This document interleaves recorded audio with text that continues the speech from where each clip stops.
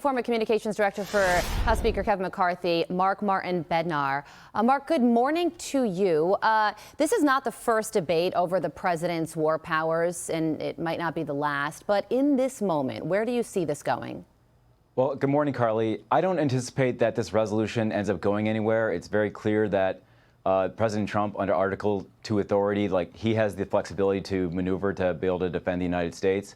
But this does underscore the fact that this is a high-octane, high-pressure, delicate situation for President Trump, who simultaneously has to support our ally Israel, confront our adversary Iran, and also make sure that the United States of America is not ensnared in another war, while simultaneously, making sure that Iran knows that the United States has the capability and the wherewithal to ensure that Iran does not acquire a nuclear weapon. Yeah, and when it comes to Thomas Massie's statement, Mark, he said this is not our war, but if it were, Congress must decide such matters according to our Constitution. So he's really saying two things there. One is the constitutional argument of this, and the other, this is not our war. He appears to say that Israel doesn't deserve our help.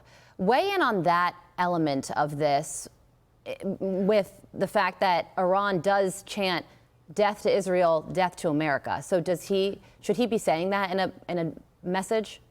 Well, Representative Massey, he kind of goes to the beat of his own drum. He has demonstrated a clear libertarian streak his entire career. That shouldn't be news to anybody. But the fact that, Teddy Roosevelt said, speak softly but carry a big stick. President Trump has basically amended that, taken it to an American First version to say, speak boldly and carry a big stick. So President Trump has not unilaterally taken anything off the table as far as America's capabilities, but he's also said this is Israel's place in the world right now. This is their opportunity to defend themselves.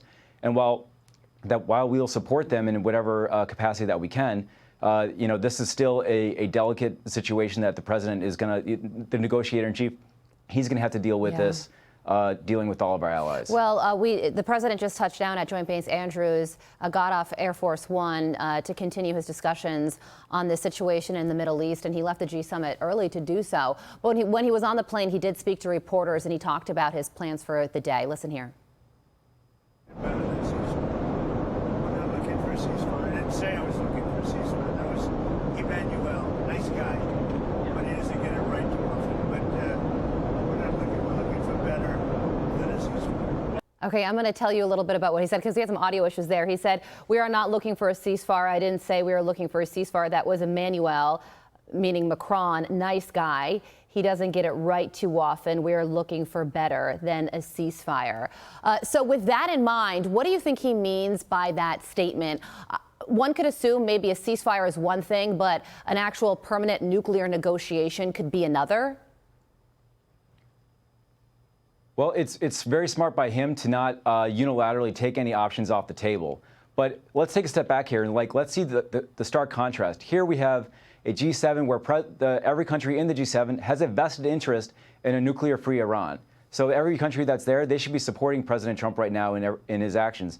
But also contrast him coming back early to actually deal with this compared to the last administration, where in 2024 you had President Biden bizarrely wandering off into a field, and in 2023 he actually had to have his team call and basically lie about long-term turbulence on Air Force One, which that doesn't happen on Air Force One, so that because he was not able to complete a phone call in order to negotiate with the speaker on the debt ceiling.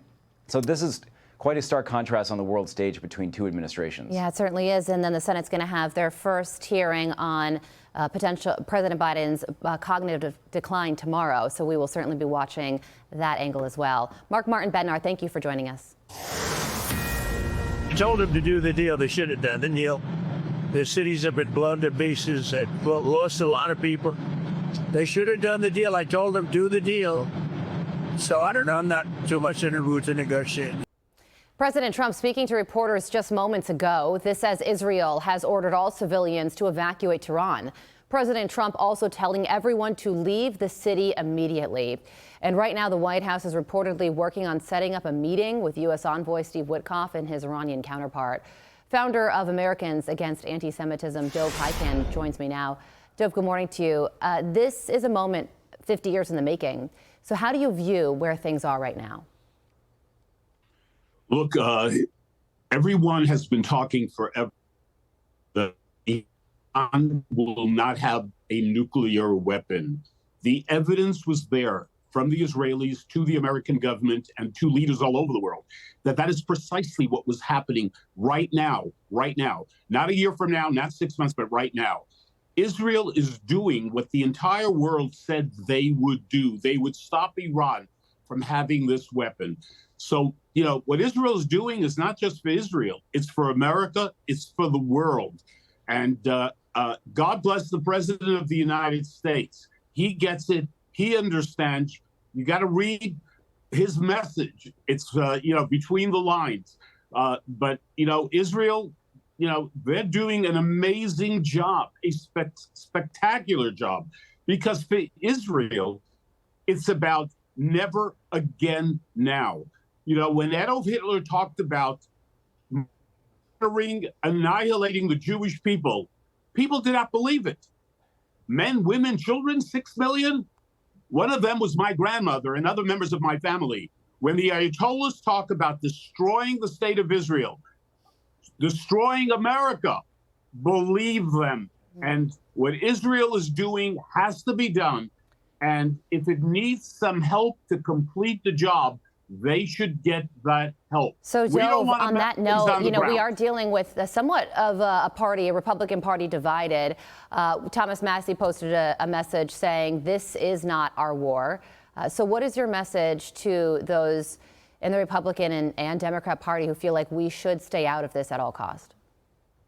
Well, my message to them is stop being naive. There's a reality that exists. It is real. The danger of what the Ayatollahs represent. Massie does not represent the Republican Party. We need to be strong and tough. This is a moment that will be remembered in history. This is not about getting America involved in a war. A war against who? Iran? They don't have an air force. They don't have a navy. We're not going to be fighting them, for God's sake. If we need to help our ally, let's help Israel complete the job for the safety of the world. So, Dov, how do you think this ends? Does this end with a denuclearized Iran, or does it end with regime change? And if so, what could happen next? Look, I don't know. If it's regimes change, that will be a blessing from God for the entire world. But one thing for sure,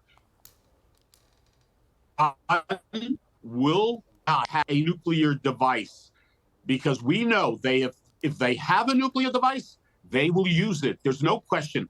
And the Democrats in the Congress, Bernie Sanders, AOC, are we surprised at their position, their attitude, anti-Semitism out of control in America? And they are part of that problem. Yeah, well, listen, Israel has already done a lot in just 5 days' time, and now there's a warning to leave Tehran. How does today play out?